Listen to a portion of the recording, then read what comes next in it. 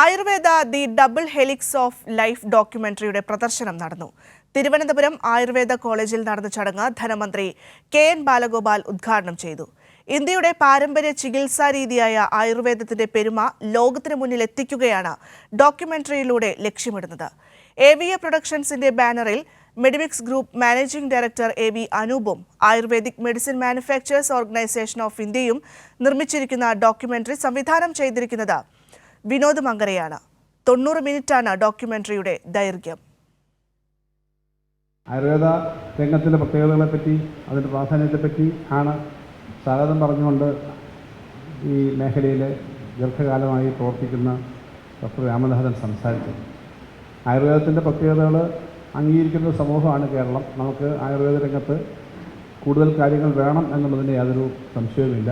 ഈ വളരെ വലിയൊരു ട്രഡീഷണൽ നോളജ് ഉണ്ട് ഇതിനെല്ലാം പിന്നിൽ. അതിനെ എങ്ങനെ നമ്മൾ കൃത്യമായി സിസ്റ്റമാറ്റിക്കായിട്ട് കൊണ്ടുപോകുന്നു എന്നുള്ളതാണ് പ്രശ്നം.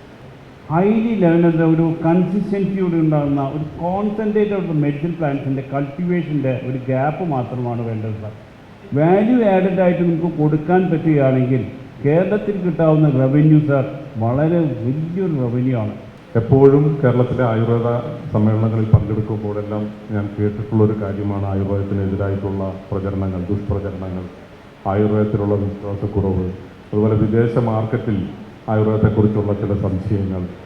അങ്ങനെ നമ്മൾ ദൂരീകരിക്കേണ്ട പല കാര്യങ്ങളും ഈ ഡോക്യുമെൻ്ററിയിലൂടെ തെളിയിക്കുക എന്നുള്ളതായിരുന്നു ഞങ്ങളുടെ ഉദ്ദേശം.